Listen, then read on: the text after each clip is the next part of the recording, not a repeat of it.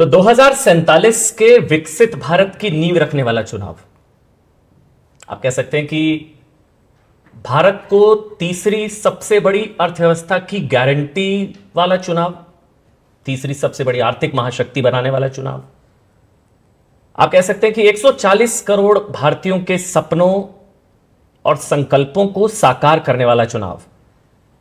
और शायद जो प्रधानमंत्री ने खुद कहा कि यह चुनाव एक सांसद या सरकार चुनने के लिए नहीं है, यह आने वाले भारत के 1000 साल की नींव रखने वाला चुनाव है। तो इस सबसे बड़े चुनाव पर देश का सबसे बड़ा नेटवर्क 18, मैं आपके साथ अमन चोपड़ा, और इस देश के सबसे बड़े चुनाव पर बात करने के लिए इस खास शो में हम अभिनंदन और स्वागत करना चाहेंगे देश के प्रधानमंत्री नरेंद्र मोदी जी का। और इस नमस्कार भैया, आपके दर्शकों को मिलने का अवसर मिला मुझे आज। बहुत बहुत धन्यवाद सर। मेरे साथ मेरे सहयोगी अमिताभ सिन्हा, अमन शर्मा और पायल मेहता मेरे साथ रहेंगी। बहुत बहुत धन्यवाद सर, आपने समय निकाला। सवाल बहुत है, लेकिन पहला सवाल दरअसल यह कि 2014 में 300 की बात की गई थी, 300 पार या 300 की, 300 आई। 19 में 350 की बात की गई, 350। अब 400 पार की बात की गई है, दावा है 400। तो सर रफ्तार यही रहेगी तो फिर 29 में फिर 450 पार की बात होगी। मतलब ये सवाल मैं गंभीरता से इसलिए पूछ रहा हूं क्योंकि हम लोग जब फील्ड में हैं, चर्चा ये है कि मोदी 400 पार हो रहा है नहीं हो रहा है। हार जीत की शायद संभवतः बात कम हो रही है। अब सवाल एक ही है कि 400 पार हो रहे हैं मोदी या नहीं हो रहे। आपका एनालिसिस सर। एक तो आपके सवाल को मैं गंभीर ही मानता हूं, मैं कोई लाइट नहीं मानता हूं, और इसलिए मेरा जवाब भी बड़ा गंभीर ही रहेगा। आपने जो भूमिका बनाई, इतिहास में कुछ ऐसी घटनाएं होती हैं जो 1000 साल के भविष्य को तय कर देती हैं, और दुनिया के इतिहास में ऐसा हुआ है। मेरे देश में मैं देख सकता हूं कि ये समय ऐसा है कि इस समय होने वाली सभी सकारात्मक चीजें और सभी सकारात्मक शक्तियों को एक आने से 1000 साल के भविष्य की दिशा तय हो जाएगी, और वो भी सकारात्मक होगी। ये मैं बड़े विश्वास के साथ कह रहा हूं। और इस अर्थ में ये चुनाव कई प्रकार से महत्वपूर्ण है। अब ज्यादातर देश का निर्णय आजादी के बाद पैदा हुए लोग वो ही कर रहे हैं, इसलिए नए सिरे से सोचते हैं। 21वीं सदी का जो जीवन है, अथवा 21वीं सदी में जिसने जन्म लिया है जी, वो अब निर्णायक एज ग्रुप में पहुंच गया है। तो एक बहुत बड़ा फैक्टर मैं इसको देख रहा हूं, और उसने बुराइयां देखी नहीं है, लेकिन उसके भीतर एक तड़प है कि दुनिया बदल रही है, हम क्यों नहीं बदलते, क्योंकि वो दुनिया को जानता है। इस देश में आज सबसे बड़ी पॉजिटिव मैं चीज देख रहा हूं वो ये है कि सामान्य मानवी, इसका दूसरा शब्द ही एस्पिरेशन है। हर इंडियन मतलब एस्पिरेशन। ये किसी भी देश की गति का बहुत बड़ा फोर्स होता है, चालक बल होता है, जो मैं देख रहा हूं। और वो सारे निर्णय अपने एस्पिरेशंस को ध्यान में रख के करता है। ये चुनाव वो ये सोचता है कि मेरे एस्पिरेशंस के अनुकूल मुझे क्या मिले क्या नहीं मिले, और मेरा देश ऐसा होगा तो मैं इसे निकालूंगा, इस बात पर केंद्रित हुआ है। दूसरा, इस देश के महिला वर्ग, उन्हें लगा है कि हम एक समाज का एक हिस्सा है, इतना ही नहीं है, हम समाज में बहुत कंट्रीब्यूट कर सकते हैं। हम किसी से कम नहीं हैं, हम कुछ कर सकते हैं, उनके भीतर भी कुछ करना, जो करते हैं उससे अतिरिक्त करना, जो परंपरागत है उससे बाहर जाके करना, ये जज्बा पैदा हुआ है। तो मेरे 30-35 से कम आयु वालों का एस्पिरेशन और देश की 50% मातृशक्ति का ये जज्बा एक ऐसा कॉम्बिनेशन है जो 1000 साल की नींव रखने के लिए प्रतिबद्ध है। और इसलिए मैं कहता हूं ये चुनाव देश की जनता लड़ रही है, पूरे चुनाव की ओनरशिप देश की जनता की है।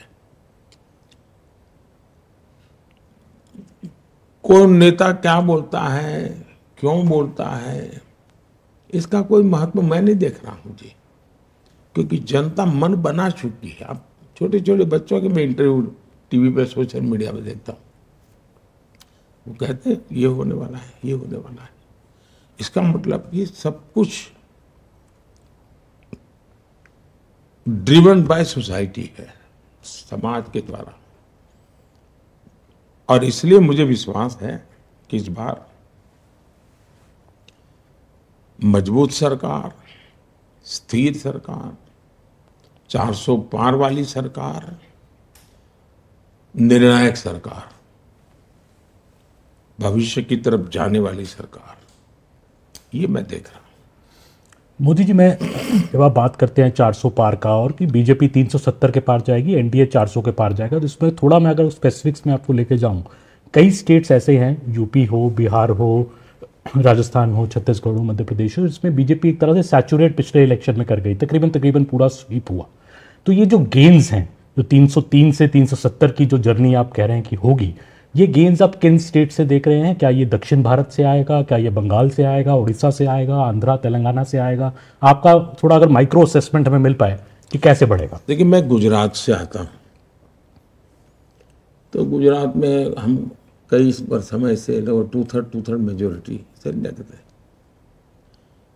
तो सोचने वालों का भी एक स्टैग्नेंसी जैसा हो गया था, उससे अधिक सोच ही नहीं पाते थे। अब मेरे से जब बात करते थे, क्या मोदी जी अब 2/3 मेजोरिटी, 3 दशक हो गए, मैंने कहा क्या बात करते हो जी, मुझे बहुत कहा। और जब 156 हम जीत के आए उनके लिए अचरज था। अब ये 156 कहाँ से निकलेगी? तो कागज लेके बैठोगे तो नहीं दिखा बैठेगा। अगर आपको लगता है कि इतना सारा सैचुरेशन होगा, क्या होगा, मैं देखूंगा कि राजस्थान में मेरे अगर 25,000 बूथ है, पिछली बार मैं अगर 5,000 बूथ में पीछे था, तो इस बार मैं 5,000 में हूँ या 3,000 में हूँ या 2,000 में, मेरा हिसाब किताब अलग है जी। तो इसलिए मेरे लिए कोई चीज अंतिम नहीं है, मैं लगातार उसमें भी नया। फिर मैं ये देखता हूँ, मान लीजिए मुझे एक बूथ में विजय मिला, तो मैं पूछता हूँ अच्छा वोटिंग क्यों ज्यादा नहीं हुआ, वोटिंग ज्यादा हुआ तो वोट क्यों ज्यादा नहीं मिला। मैं इतनी बारीकी से प्लान करता हूँ, और मैं मानता हूँ कि चुनाव है ये एक बड़ा विज्ञान है, ये सिर्फ आंकड़ों का खेल नहीं है जी। और कैंपेन है वो केमिस्ट्री है, आपकी केमिस्ट्री कैसी बनती है उस पर है। और इसलिए मेरे लिए अगर नंबर में आपको लगता है कि इस राज्य में तो कुछ नहीं, तो लेकिन उसके सिवाय भी मुझे वहां बहुत कुछ लाना है। तो एक बात, जहां तक राज्यों का सवाल है, इस देश में कई राज्य ऐसे हैं कि जहां अभी भी हमारे पास स्कोप है। अब जैसे अंडमान निकोबार, पिछली बार हम नहीं थे, इस बार हम आएंगे। यानी ऐसी एक एक गिनते जाओगे तो आपको अच्छा, हाँ यार मोदी ने बराबर हिसाब कर लगा के रखा है। तो मेरा पक्का मत है कि हम बहुत सी जगह पे हम काफी कुछ करेंगे इस बार, क्योंकि दक्षिण भारत आपका एक बड़ा फोकस भी रहा है सिलेक्शन। ऐसा है कि मेरा फोकस पूरा हिंदुस्तान है, मैं टुकड़ों में नहीं सोचता, और चुनाव के लिए मैं काम नहीं करता हूं। हम जीत करके इसलिए नहीं आए हैं कि अगली सरकार कैसे बनेगी, हम जीत करके इसलिए आए हैं कि आने वाले 5 साल में देश कैसा बनेगा। और इसलिए मेरी पूरी तपस्या या मेरा फोकस देश बने इसके लिए है। और जब देश बनाना है तो हिंदुस्तान का हर हिस्सा उसमें उतना ही, जैसे G20 मैंने किया, तो मैंने ये नहीं कहा कि बीजेपी के राज्यों में G20 होगा, हिंदुस्तान के हर कोई, अंडमान निकोबार में भी G20 होगा,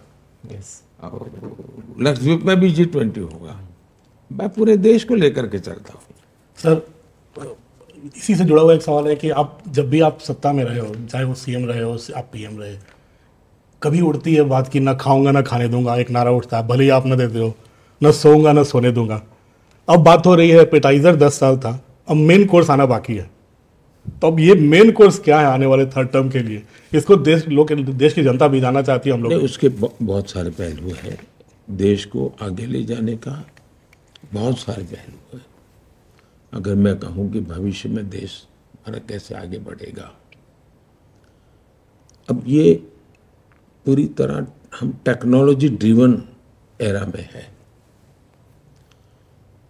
अब टेक्नोलॉजी डिसरप्टिव है, ट्रांसफॉर्मेटिव है और इजीली एक्सेस है, यानी हर व्यक्ति बहुत अडप्ट कर लेता है तुरंत। ऐसी स्थिति में अगर आप बड़ी सहजता से चले तो मैं समझता हूँ कि बहुत बड़ा स्कोप है। जहाँ तक मैं खाता नहीं, खाने देता नहीं, उसको आज की जो मेरी वो देशी भाषा है, आप लोग जो इस दुनिया से हैं वहाँ कहते हैं करप्शन के प्रति जीरो टॉलरेंस, तो वो मेरा रहेगा ही। लेकिन एक चीज अब मैं और उसमें कोशिश कर रहा हूँ कि हमारे इस प्रकार से काम करने वाली इंस्टीट्यूशंस है, उसमें की समाज में एक प्रतिष्ठा बढ़नी चाहिए। दुर्भाग्य से हम हमारे देश में जो मुझे अनुकूल नहीं वो सब निकम्मा, ये जो सोच है ये टोटली अनडेमोक्रेटिक सोच है। और उसी में से कुछ पत्रकारों को ब्लैकलिस्ट कर दिया जाए, वो उसी सोच का परिणाम है कि रिजेक्टेड। क्यों? क्योंकि तुम मेरे अनुकूल नहीं हो। बॉयकॉट। वो अनडेमोक्रेटिक है, लोकतंत्र की हत्या है वो। और इसलिए हमारी इंस्टीट्यूशंस के साथ भी वही हो रहा है। जैसे पत्रकार के साथ हो रहा है, तो मेरे अनुकूल नहीं तो निकम्मे। तो इंस्टीट्यूशन, तो मेरे घर पे रेड मत करो, मैं तो चोरी करता रहूंगा, तो इंस्टीट्यूशन निकम्मी। ये जो लॉजिक चला है, मैं उसका उपाय क्या? उसका उपाय यही है कि हमने ऐसी शख्सियत और ऐसे शक्तियां, उसकी प्रतिष्ठा बढ़ा लीजिए। इनकी सामाजिक प्रतिष्ठा इतनी बढ़ाओ कि फिर कोई उसको हाथ नहीं लगा पाएगा। और मैं पक्का मानता हूं कि आने वाले दिनों में जब देश समझेगा कि भाई ये 2200 करोड़ रुपयों के ढेर टीवी के सामने दिख रहे हैं पहाड़ नोटों के, तो लोग देखें यार कोई तो सिस्टम होगी जिसने पकड़ा होगा। तो पता चलता है जब वो इंस्टीट्यूशन है, वो संस्था है, वो संस्था है, तो उसके जैसे सेना के प्रति आज एक सम्मान का भाव है, वैसा ही सम्मान का भाव जो देश के लिए काम करने वाले इंस्टीट्यूशन है उनके पास होना चाहिए। तो वो भी मेरा एक मिशन है। जब प्रतिष्ठा बढ़ती है तो उनकी अपनी बुराइयां होती है, वो भी कम होती है। उनके भीतर कभी कभी बुराइयां जो आती हैं, आप मान सम्मान और तो उसको लगता है जीवन में बहुत मिल गया है जी, वो बुराइयों से बचता है। तो वो भी एक मनोवैज्ञानिक रूप से एक तरीका होता है। तीसरी बात है कि लोगों को तो ये लगेगा ठीक है सरकार ने पैसे ले लिए, हमारा क्या है। तो मेरी कोशिश ये है कि न खाऊंगा न खाने दूंगा, वो आगे है। जिसने खाया है वो निकालूंगा और जिसका खाया उसको खिलाऊंगा। और इसलिए जैसे केरला में जो कोऑपरेटिव बैंक का नेटवर्क है वो लेफ्टिस्टों का है, ये वाम वहाँ जो पार्टी है उसका है। इन्होंने क्या किया, ये लेफ्टिस्टों के लिए से बाहर छवि ऐसी है कि दूध के धुले हुए हैं। उन्होंने कोऑपरेटिव बैंक में एक बहुत बड़ा स्कैम किया हुआ है।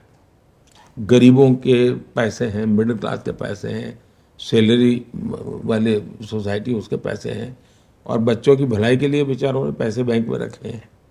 ये बैंक डूब गई। क्यों डूबी?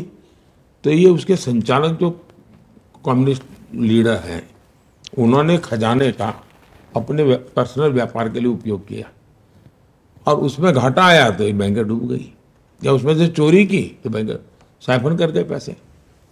अब हमने उनकी प्रॉपर्टी को सीज किया है। अब मेरी इरादा ये है कि मैं इनकी पर्सनल प्रॉपर्टी को ऑक्शन करूंगा।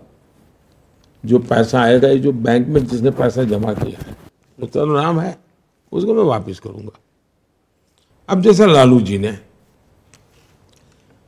इससे प्रूवन केस है कि जमीन के बदले में नौकरी दी, रिकॉर्ड पे है, उसमें कोई बड़ा वो प्रॉब्लम नहीं है। अब पता है कि इसकी जमीन, ये नौकरी मिली और उसके बदले में जमीन लिखवा ली, तो मैं चाहूंगा कि जिसकी जमीन है उसको जमीन वापस मिले। बंगाल के अंदर करीब 3,000 करोड़ रुपया की संपत्ति हमारे जब्त की हुई है।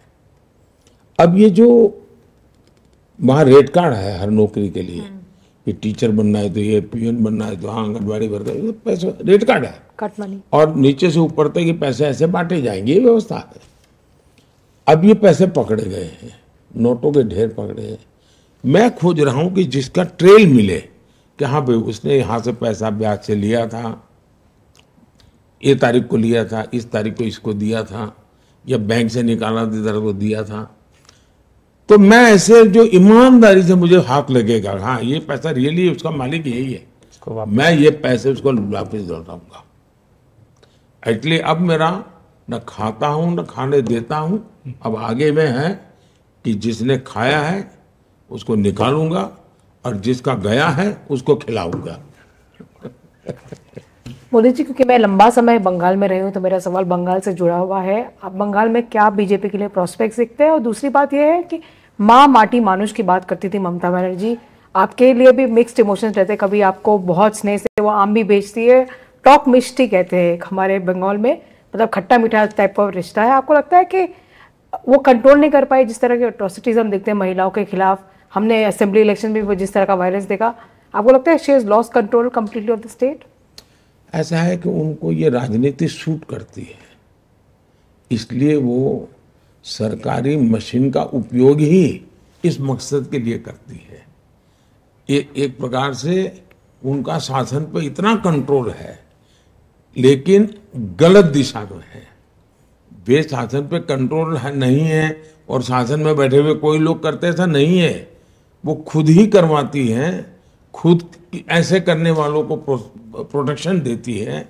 उनका खुद का कन्विक्शन है कि ये जो कुछ भी हो रहा है यही रास्ता है सत्ता में रहने के लिए।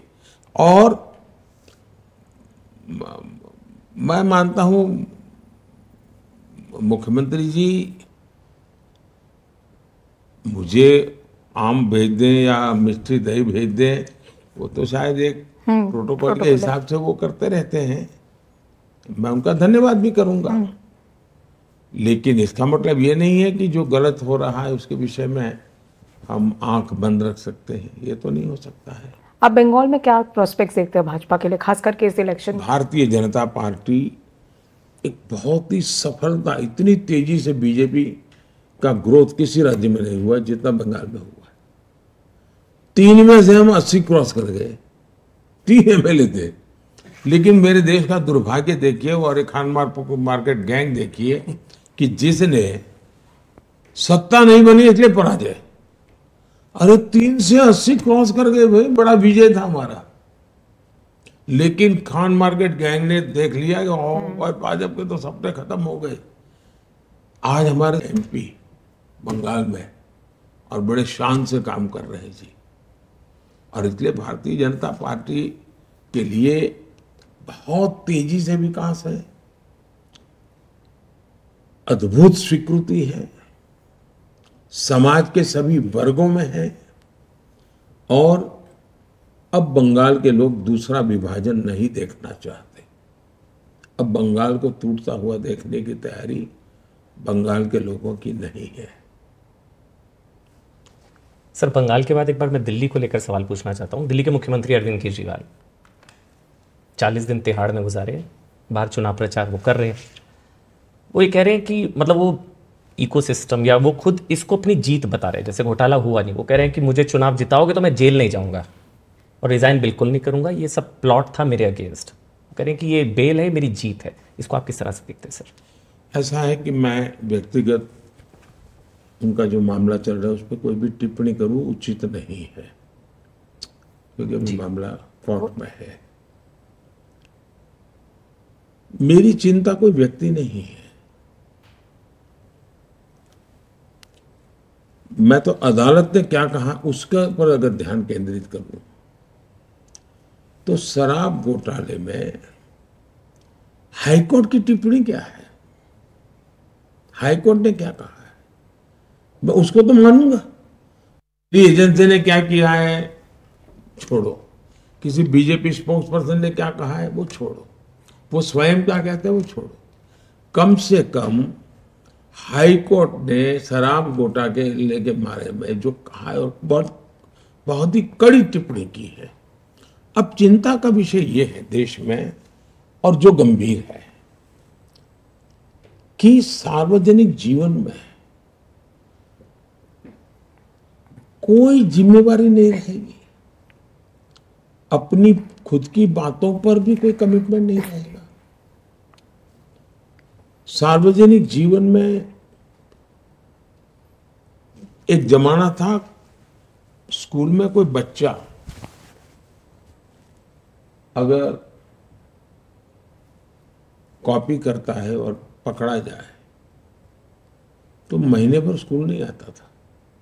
उसके माँ बाप भी शर्माते थे, यार मेरा बेटा एग्जाम में कॉपी करने में पकड़ा गया था। ये स्थिति थी, यानी इन चीजों को बुरा माना जाता था हमारे समाज में।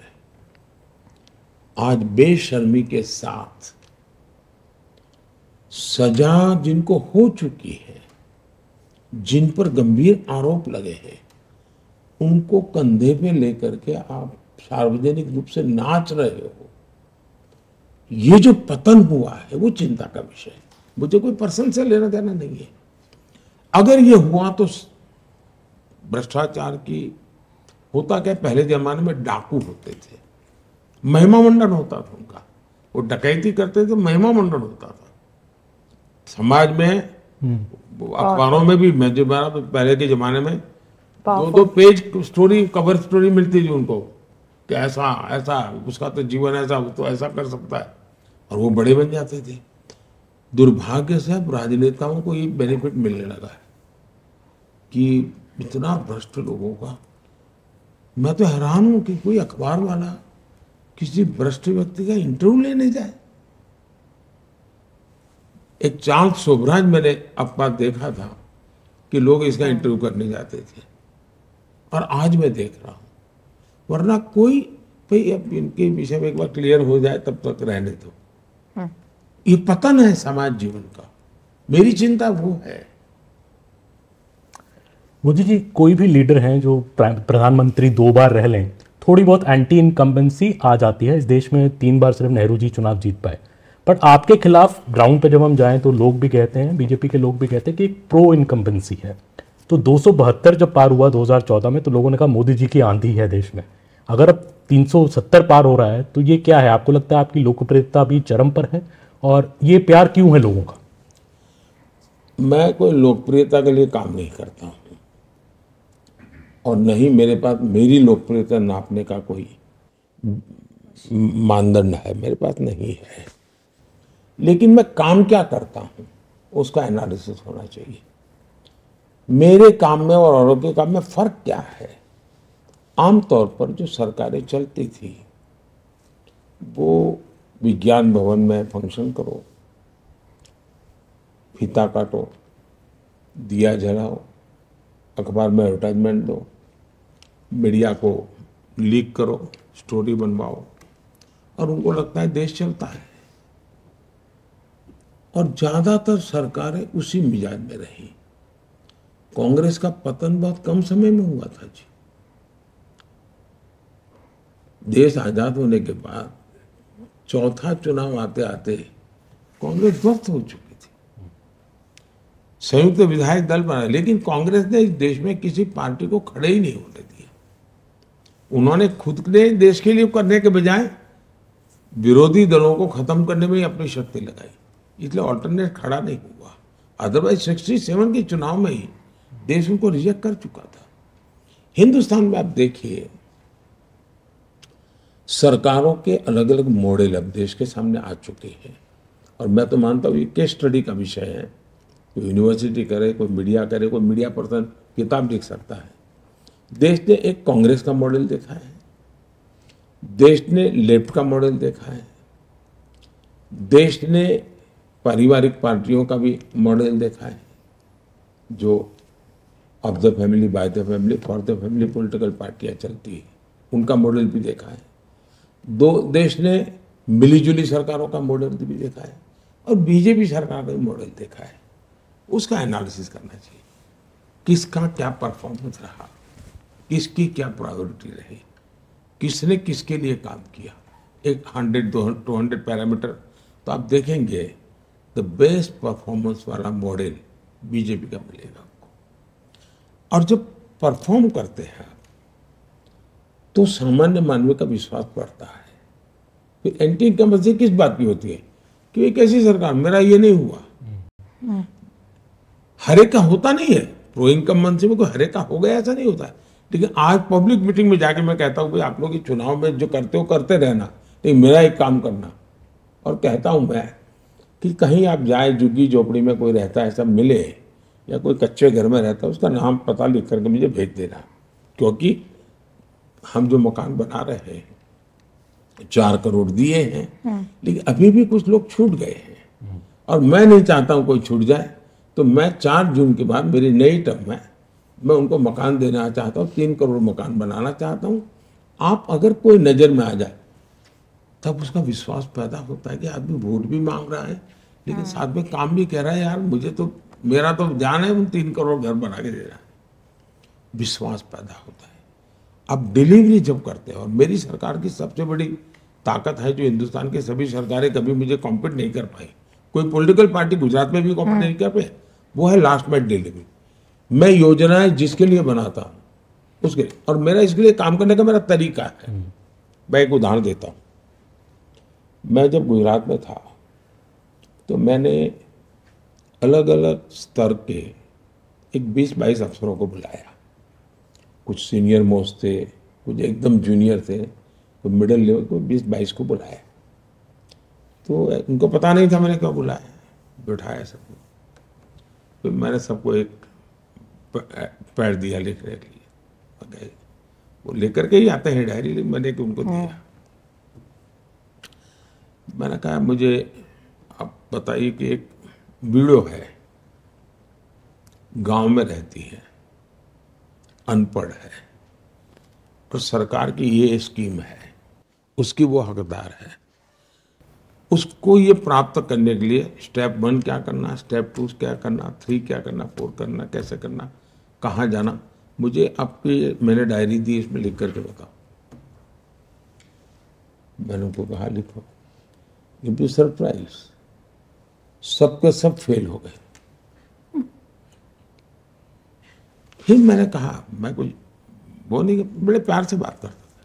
मैंने कहा मुझे बताइए भाई, आप IAS अफसर हैं, किसी की 20 साल की नौकरी हो गई, किसी की 2 साल की हो गई, आपको पता नहीं है कि एक वीडियो को बेनिफिट लेने के किस किस जगह से गुजरना पड़ता है, फॉर्म कहाँ से लेना होता है, अप्लाई का। मैंने कहा बताइए, हमने ऐसी व्यवस्था बनाई, उस वीडियो को क्या फायदा होगा। तो उनको लगता है हाँ यार कुछ तो कमी है, और फिर वो करेक्ट करते थे।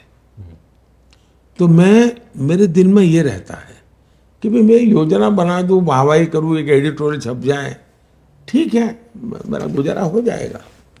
लेकिन आम आदमी, मेरी पूरी कार्यशैली ये लास्ट में डिलीवरी की है, परफॉर्मेंस की है, और उसका परिणाम होता है। तो जैसे स्वच्छता अभियान, स्वच्छता अभियान में तो सरकार ने क्या करना था, लेकिन मैं झाड़ू लेकर के घूमता था। छोटा सा बच्चा भी अपने दादा को कहता है कि दादा मोदी जी ने ना कहा है। चीज को छोटी मत मानिए जी। आज के युग की बहुत बड़ी घटना है।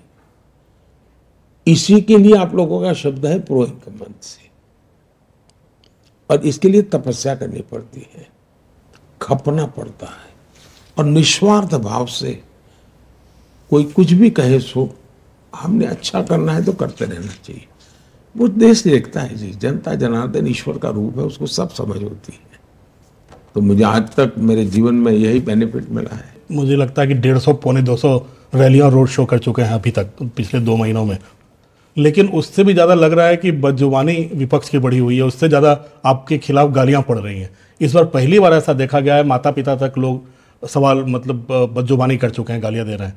और पहली बार हम लोगों ने देखा है कि ऐसा चुनाव आया है 2002 का, जब से आप चुनावी राजनीति में आए, कि पहली बार माँ के आशीर्वाद के बिना, क्योंकि हर बार आप वोट करने जाते थे और माँ का आशीर्वाद लेने जाते थे, हम लोगों ने गांधीनगर में हमेशा देखा। तो ये मिस कर रहे थे आप, और दूसरा ये बदजुबानी कैसे लेते हैं आप? मैं दो चीजों को अलग करके देखता हूँ। ये कहना कि मुझे अभी भी गालियां पड़ रही है वो सही नहीं है। शायद मेरे जन्म से पहले से गालियां मेरे लिए तैयार रही है, और 2001 में जब मुझे मुख्यमंत्री का काम मिला, तब मुझे शायद कोई ऐसा विषय नहीं जिसमें मुझे गाली ना पड़ी हो, और बिना कारण मेरे बाल नोच लिए हो। उसमें सिर्फ पॉलिटिकल लोग नहीं, ये खान मार्केट गैंग पूरी, ये आपके मीडिया में जो महारथी कहे जाते हैं वो भी, आप पुराने अगर अंक निकालेंगे मैगजीन बड़े बड़े नोन, तो उसके फ्रंट पेज पे जो कवर स्टोरी है, तो किसी राक्षस को भी अच्छे से पेंट किया हो, उससे भी भद्दी तस्वीरें मेरी है। लेकिन मैं अपना आपा खोया नहीं, मैंने कभी नहीं खोया, क्योंकि उन्हीं की मजबूरी है कि उनको आज हंसता हुआ चेहरा रखना पड़ रहा है, और उनको एक साल में अगर 24 अंक निकलते हैं तो 12-15 में तो माल बेचने के लिए मोदी की जरूरत पड़ती है। तो मैं अपने कर्तव्य के लेके चलता हूं। अच्छा होगा कि लोकतंत्र में सार्वजनिक में शुचिता का पालन हो, मर्यादाओं का पालन हो, आलोचना हो, लेकिन अच्छी भी तो हो सकती है, अच्छे ढंग से भी हो सकती है। ऐसा नहीं हमसे भी कोई गलती नहीं हुई होगी जी, मैं नहीं कहता हूं, लेकिन हम सब ने सोचना चाहिए। मैं किसी को उपदेश दूं इसका क्या मतलब है? मोदी ने खुद ने भी कभी गलती की होगी, मोदी के साथियों ने भी गलती की होगी, लेकिन भारत में ये स्थिति ठीक नहीं है जो हो रहा है, ठीक नहीं है। मैं आपसे एक सवाल और पूछना चाहूँगी युवाओं से जुड़ा। आपने हमेशा कहा है कि जो युवा है वो हमारे आने वाले 50 साल का भविष्य तय करेंगे। तो जो हमारे जो खेल प्रेमी युवा है सर, आपने कई जगह पे बताया कि 2036 की ओलंपिक्स की हम बिडिंग करेंगे। सर उसकी क्या तैयारी हमारे खेल से जुड़े जो युवा हैं वो जानना चाहते हैं आपसे। बहुत ही अच्छा सवाल आपने पूछा है। जिसने G20 का पूरा बारीकी से एनालिसिस किया होगा वो इस विश्वास कर सकता है कि हाँ, अब भारत की क्षमता है, भारत की क्षमता है इन चीजों को करने की। कॉमनवेल्थ गेम के कटु अनुभव इतने थे कि लोगों को विश्वास टूट गया था, यार कुछ हो नहीं सकता है।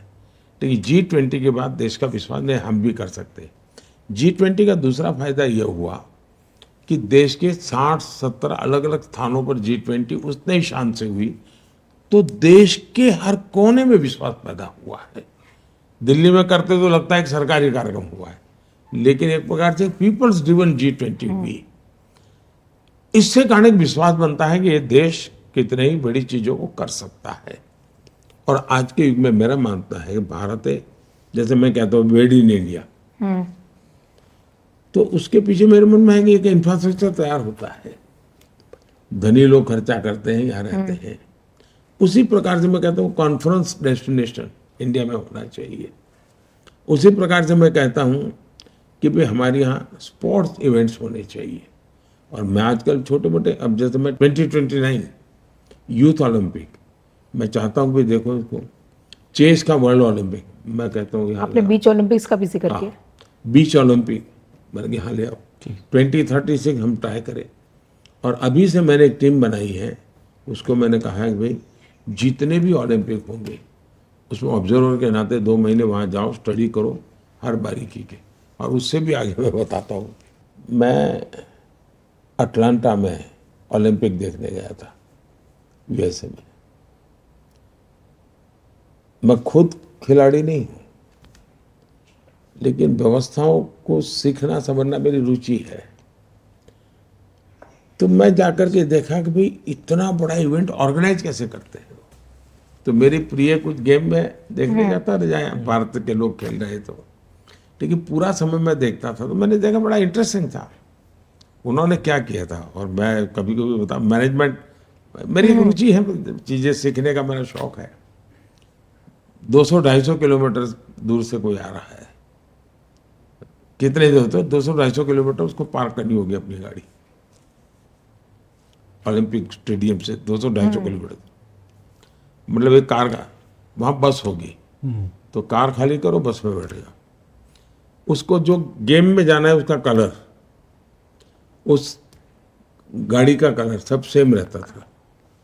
तो उसको पता है कि मुझे अगर हॉकी में जाना है तो मुझे इस कलर वाली बस में बैठना है, तो अपनी गाड़ी छोड़ के उस बस में बैठता है। फिर वो बस एक मेट्रो स्टेशन पर जाती थी, तो बस के लोग सब मेट्रो में उस कलर वाले डिब्बे में बैठ जाते थे। अच्छा, वो कलर वाली जब मेट्रो आती तो बैठते थे, वो सीधी स्टेडियम के पास जाती थी। मतलब कार 60 कार में से एक बस हो गई, एक बस में से 60-100 बस में से एक मेट्रो हो गई। इन्होंने 1-8 करोड़ लोगों को ट्रांसपोर्टेशन इतनी बढ़िया, ऐसी चीजें मैं उस समय स्टडी करता था। तो मैंने मेरी टीम को कहा भाई हर चीज स्टडी करो और स्टडी करके लाओ। तो एक प्रकार से तैयारी, ह्यूमन रिसोर्स डेवलप करना, इंफ्रास्ट्रक्चर तैयार करना, उनकी आवश्यकताएं क्या होती है उसको समझना, at the same time Hindustan के खिलाड़ियों को तैयार करना। क्योंकि खेल मेरे यहाँ है, गोल्ड मेडल कोई और ले जाए, ऐसा तो नहीं होता। सर, हम में से किसी ने शायद सोचा भी नहीं था कि इतने मेडल आएंगे ओलंपिक्स में, पैरा ओलंपिक्स में, जिस तरह से आए पिछले। देखिए, भारत के यूथ में तो दम था ही था, भारत के यूथ में तो दम था ही था। लेकिन पहले सिलेक्शन में भी संप्रदायवाद, परिवारवाद, जातिवाद, हर चीज में था। वो सिलेक्शन उसके आधार पर होता था, मेरे परिवार का बच्चा है, खेले ना खेले यार जाए तो सही, यही होता था। अब खिलाड़ी है तो जिस खेल में उसकी योग्यता है, सिस्टम उसको सिलेक्ट करती है, वो मेडल लेके आ जाता है। जब ट्रांसपेरेंसी आती है तो परिणाम भी आता है। सर, आखिरी सवाल पंजाब पे मैं पूछना चाहूँगा कि आपने 3 रैली भी पंजाब में पिछले 2 दिन में की है, मैं भी पंजाब में था। पंजाब एक स्टेट है जो काफ़ी चैलेंजिंग माना जा रहा है बीजेपी के लिए, वहाँ किसान प्रोटेस्ट भी कई जगह पे हो रहे हैं। आपको क्या लगता है पंजाब की सिचुएशन के, आप फार्मर्स को मना पाएंगे वहाँ पे, जो फार्मर्स कुछ लगता है शायद नाराज हैं? पहली बात है कि पंजाब में भारतीय जनता पार्टी के लिए स्वर्णिम काल है, ये स्वर्णिम काल है। वहां जो सरकार है वो पूरी तरह विफल गई है और पंजाब के लोग बड़े स्वाभिमानी हैं।